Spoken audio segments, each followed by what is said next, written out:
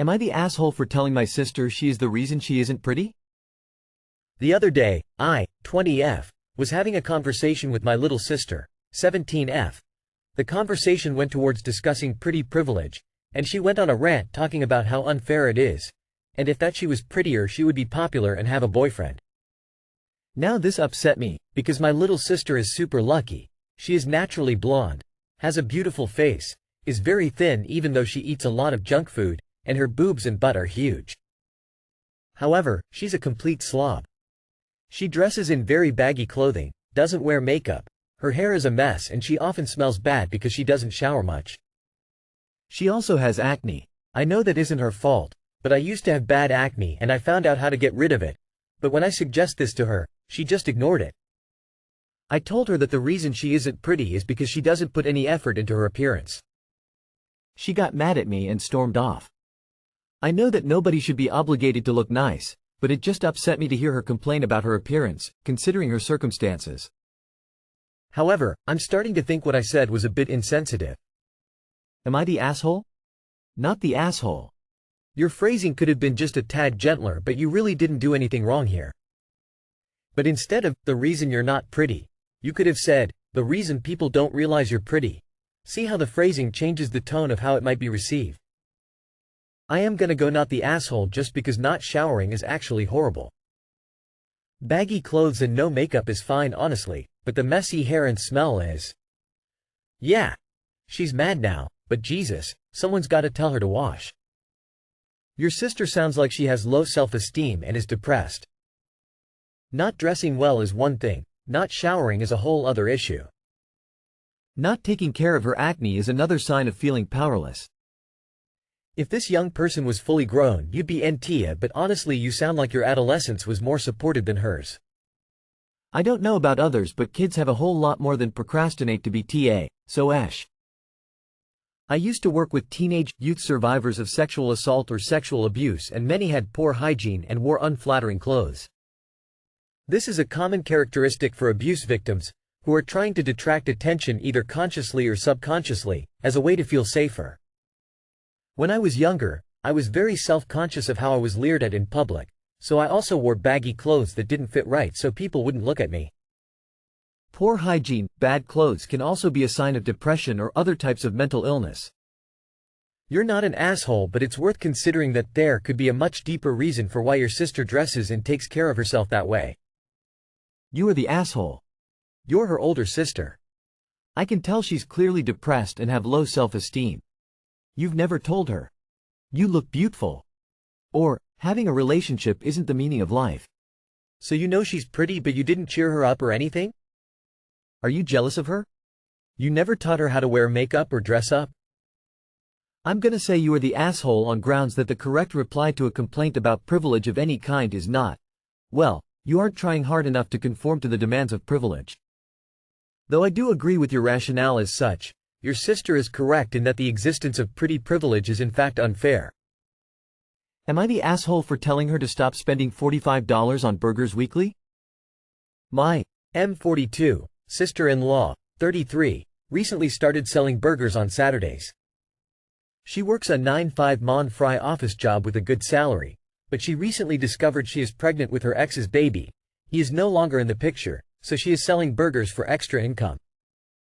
Now, every Saturday my wife, 40, buys burgers for our family, 3 kids, 12, 10 and 8.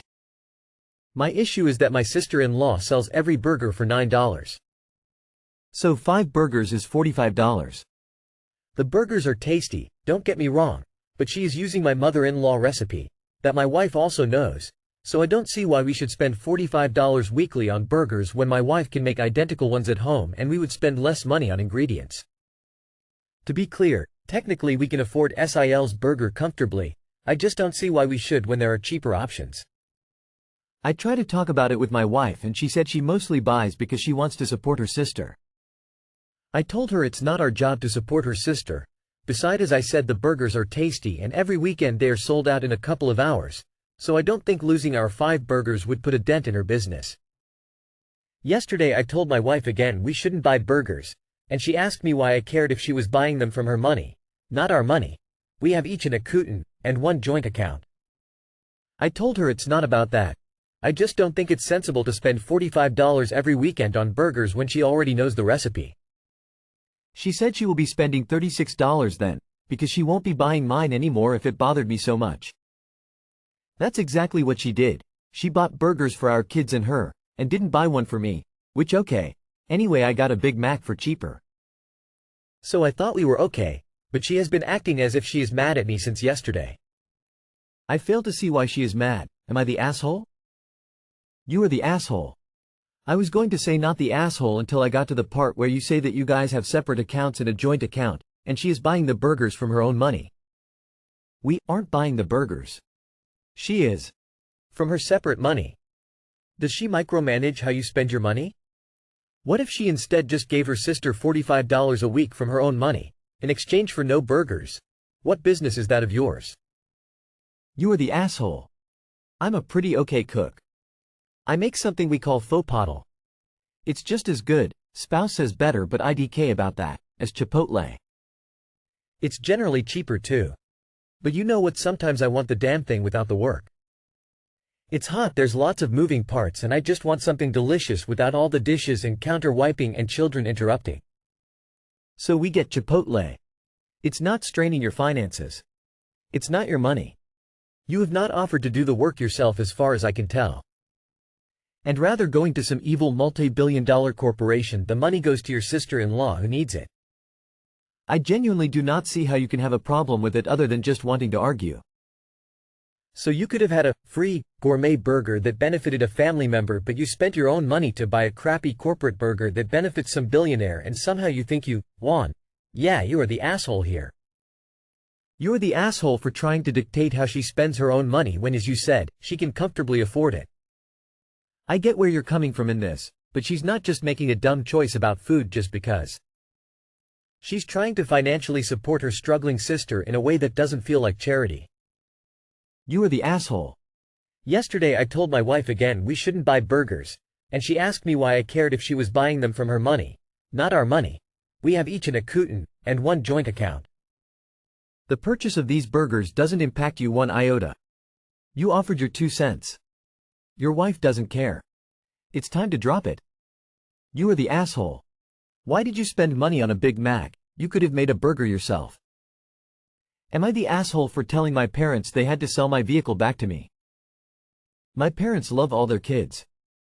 They just have a soft spot for my somewhat useless brother. He can't win. He is almost 30 and he has never had a steady job. Just a series of Joe jobs. Wearing a name tag and a hat. Whenever I buy myself a new car, I give my old one to my parents. I could trade them in, but I can afford to help my parents out. My cars are usually 6 years old and maybe have 30,000 miles. I rarely drive. The last car I gave them was a Jeep Patriot. It was loaded. I could have traded it in for $9,000. Instead, I sold it to my dad for $1. He had it for 6 months before he gave it to my brother. My brother sold it for $12,000. I could have done that. My whole idea was for my parents to have a good car with no maintenance issues. I just got a new Bronco, so I talked to my parents. I said that the only way I would give them the Ram was if we had a contract stating that if they sold it in the next 5 years they had to sell it back to me for $1. They said that I was treating them like children and that once it was their truck they could do whatever they wanted. I agreed that was fair. I sold my truck privately and got $27,000 for it. I used that as part of my purchase of my new Bronco. My dad saw my new vehicle and asked when I was going to drop off the truck. I told him I sold it. Him and my mom are upset because they are now driving a 12-year-old Kia shitbox. That's not really my problem. I tried to help them and it wasn't good enough for them. My parents think I went back on my word. I never promised them anything. I only ever offer them a deal. Not the asshole. I just got a new Bronco, so I talked to my parents. I said that the only way I would give them the Ram was if we had a contract stating that if they sold it in the next 5 years they had to sell it back to me for $1. They said that I was treating them like children and that once it was their truck they could do whatever they wanted. You presented your parents with an offer to take over your used vehicle. They didn't like the terms of the deal. Oh well, it is what it is. Your parents are taking you for granted. You owe them nothing. It's crazy they say they can do whatever they want with it. But you shouldn't do what you want with it? That's nuts. It doesn't even make sense. Of course you're not the asshole. They should realize how lucky they've been. Maybe now they will. Not the asshole, the fact they gave your car away is already disrespectful emo. Not the asshole, it's your property, you paid for it. Throw the words back in your old man's face. I owned it, I can do whatever I want with it. If you can't trust your parents not to go and give your brother another crutch, then don't. Not the asshole. That's a lot of equity in a vehicle and the possibility that the equity you earned could go to your brother. Hard pass. If your parents were really that hard up, they would have been fine with your agreement not to give that truck to anyone but you. The whole beggars can't be choosers comes to mind. Enjoy your new Bronco. Not the asshole. They fucked around and found out. Surely they're not so dense that they can't actually see the issue? I mean, yeah, they can make an argument like they did, but I find it hard to believe they're being honest in that moment and don't understand the actual issue. Since they don't want to be treated as children, they can buy their own cars. That's what adults do. I wonder why they didn't keep it and gift the bro their car? Edit. S. Am I the asshole for telling my ex-sister-in-law she can give her niece a parent if she wants but it won't be me? My ex destroyed my life 7 years ago.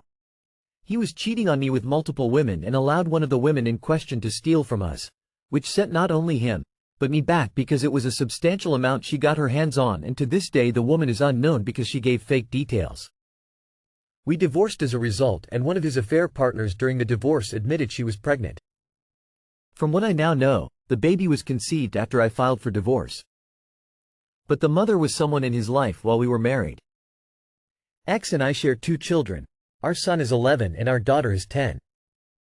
He passed away suddenly about 8 months ago.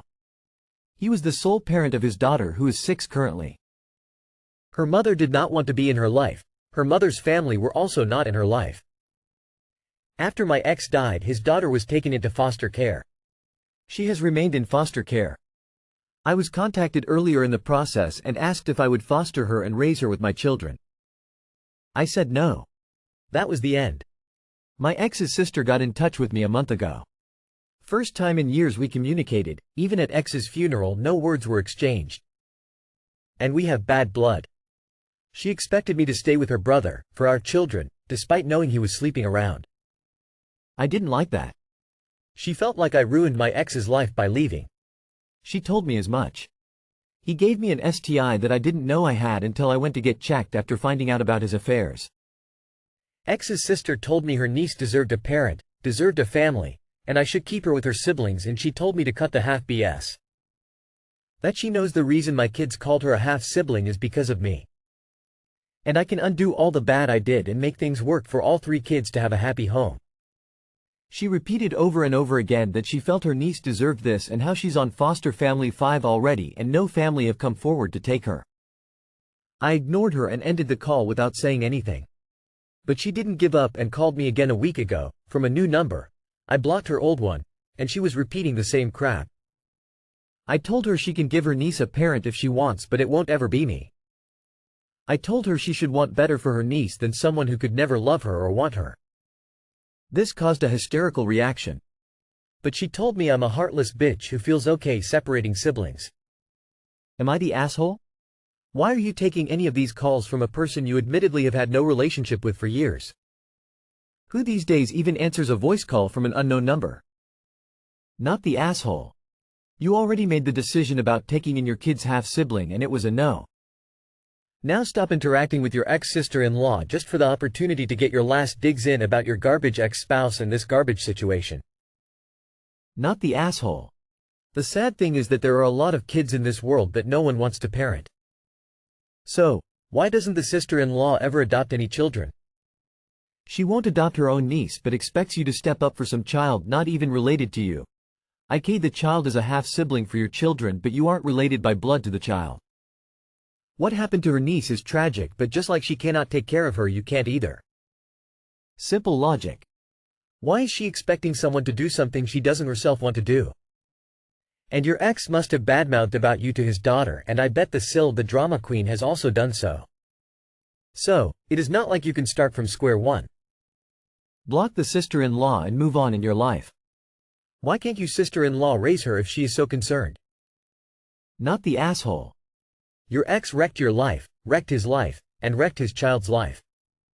Foster care sucks. But this is not your problem to solve. The ex-sister-in-law needs to solve it but is instead dumping it on you, which definitely makes her the asshole. I have to wonder what is going on in that family. Your ex was a piece of work who imploded your lives. Now his sister is harassing you. Whatever happened there is their problem and not yours. You did not separate siblings.